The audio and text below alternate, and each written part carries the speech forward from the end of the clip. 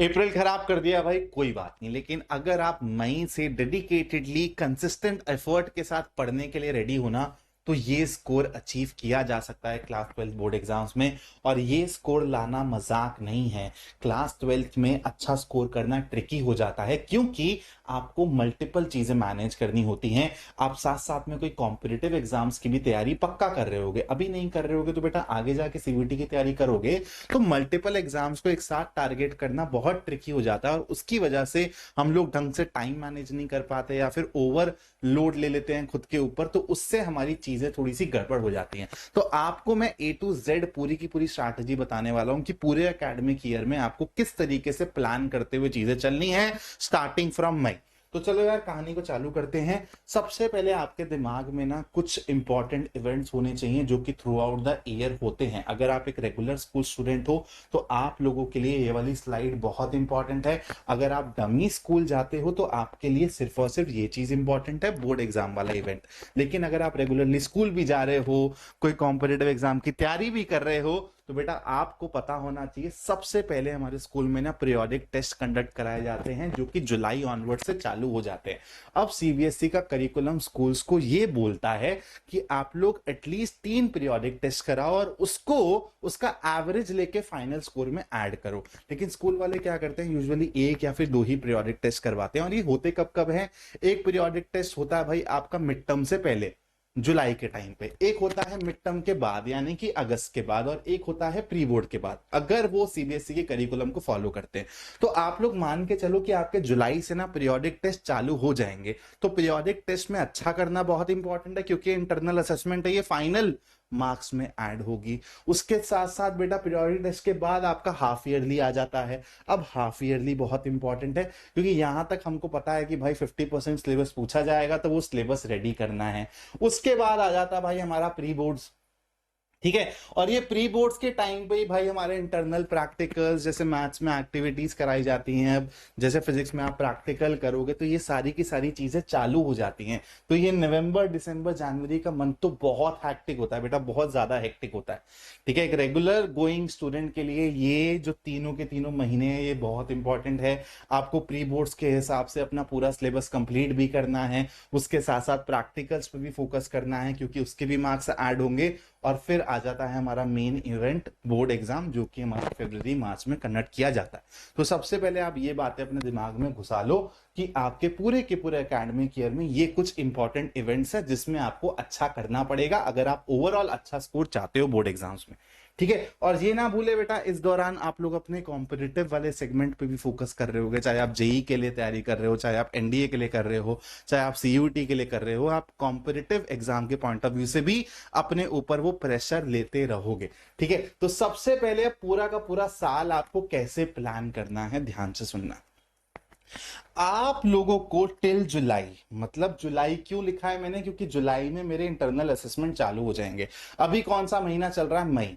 तो मई जून जुलाई अप्रोक्सीमेटली 2 महीने हैं मेरे पास। 2 महीने के अंदर मेरे को एटलीस्ट 30% सिलेबस कवर कर लेना है अपना सीबीएसई लेवल पे।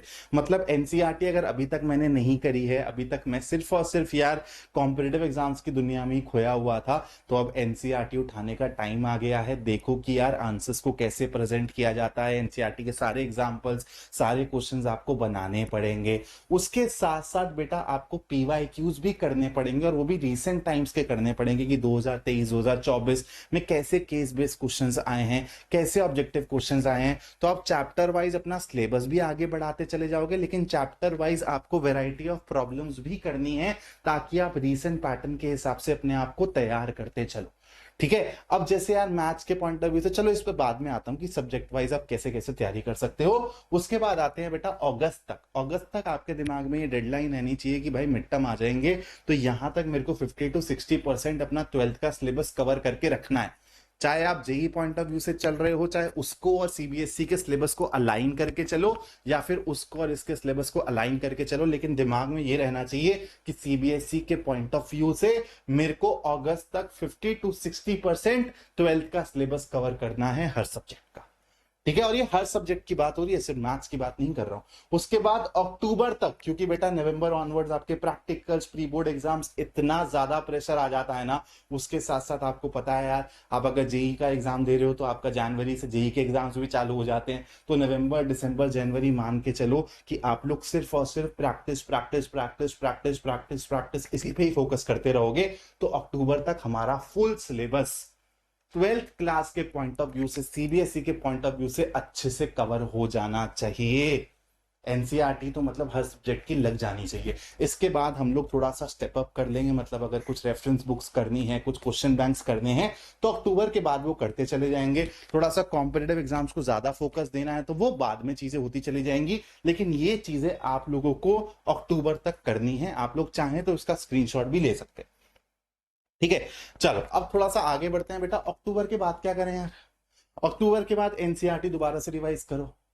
कुछ इंपॉर्टेंट पॉइंटर्स होते हैं, कुछ इंपॉर्टेंट कॉन्सेप्ट्स होते हैं जिसमें आपको पहली बारी में उतना ज्यादा नहीं कॉन्फिडेंस आएगा। कुछ क्वेश्चंस होंगे ऐसे, तो उनको दोबारा से देखोगे। उसके बाद यार एनसीईआरटी एग्जाम्पलर जैसे बोर्ड एग्जाम्स के पॉइंट ऑफ व्यू से बहुत ज्यादा इंपॉर्टेंट है, उसमें रीसेंट टाइप के क्वेश्चंस भी हैं। और एनसीईआरटी एग्जाम्पलर आप लोगों के लिए यार एनडीए और जेई मेन जैसे एग्जाम के लिए भी हेल्पफुल है, क्योंकि अच्छे क्वेश्चन है एनसीईआरटी एग्जाम्पलर में।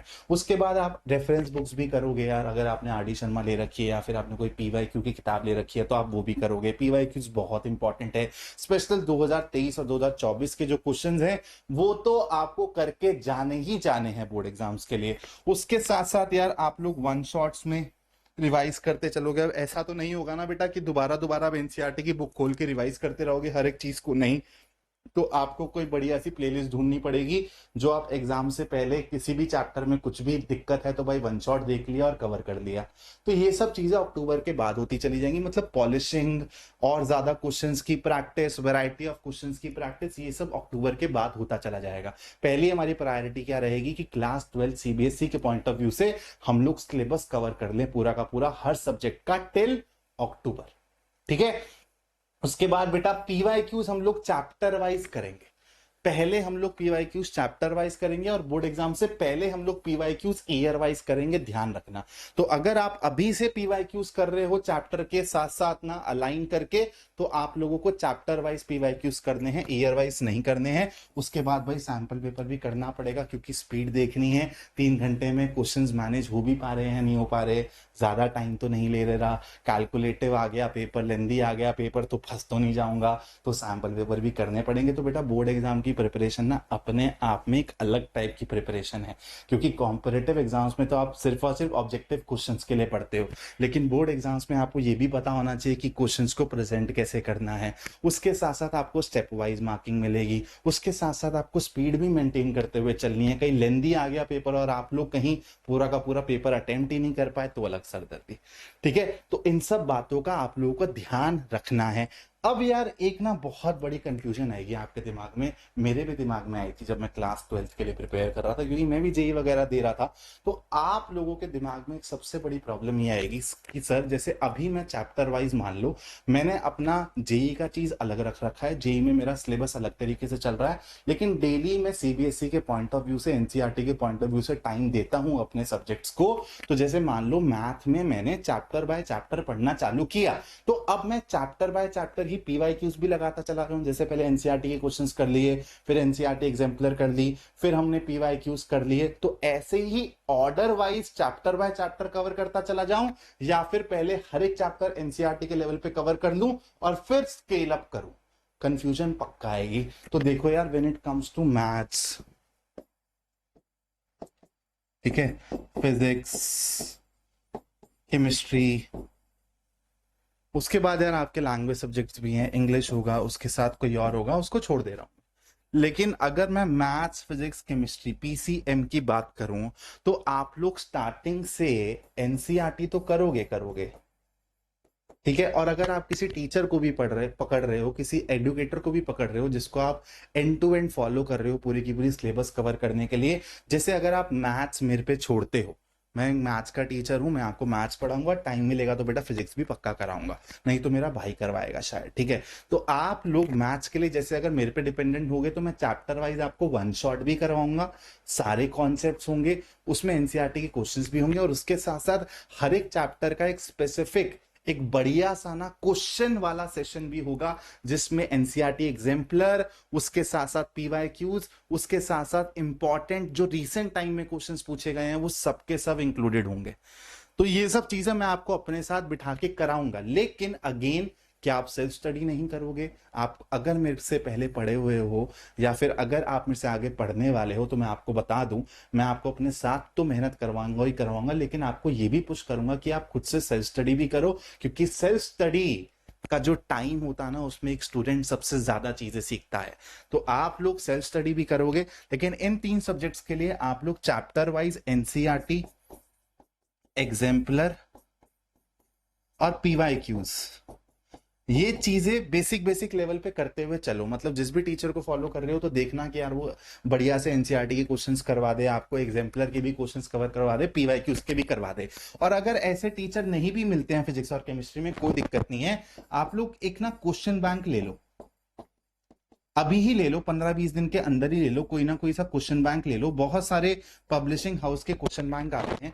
अगर आपको मेरे से सजेशन चाहिए होगी तो मैं उसके लिए भी एक स्पेसिफिक वीडियो बना दूंगा कि कौन सा क्वेश्चन बैंक अच्छा है। लेकिन क्वेश्चन बैंक चूज करते वक्त हम लोग ये देखेंगे कौन से क्वेश्चन बैंक में एनसीईआरटी के क्वेश्चन, एनसीईआरटी एग्जाम्पलर के क्वेश्चन और पीवाईक्यूज इंक्लूडेड है, ताकि मेरे को मल्टीपल बुक्स लेने की जरूरत ना पड़े। तुमको क्लैरिटी मिली होगी कि तुमको क्या क्या चीजें करनी है थ्रू आउट द ईयर, क्या तुम्हारा स्ट्रक्चर होना चाहिए, सब्जेक्ट वाइज भी बता दिया मैंने।